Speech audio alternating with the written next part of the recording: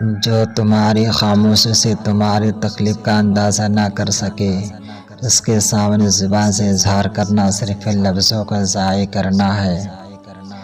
جاہل نہ تو اپنی کمزوری کو سمجھتا ہے، نہ تو نصیحت کرنے والوں کی باتوں کو قبول کرتا ہے۔ تہذیب سکھاتی ہے جینے کا سلیقہ، تعلیم سے جاہل کی جہالت نہیں جاتی۔ جاہل کی یہ خصوصیت یہ ہے کہ وہ سننے سے پہلے جواب دیتا ہے۔ انسان کی پہچان علم سے نہیں ادب سے ہوتی ہے، اس لیے کہ علم ابلیس کے پاس بھی تھا مگر ادب سے محروم تھا۔ کم ترین علم وہ ہے جو زبان پر رہے، اور بلند ترین علم وہ ہے جو کردار سے ظاہر ہو۔ عالم موت کے بعد بھی زندہ رہتا ہے، جبکہ جاہل زندگی میں ہی مر جاتا ہے۔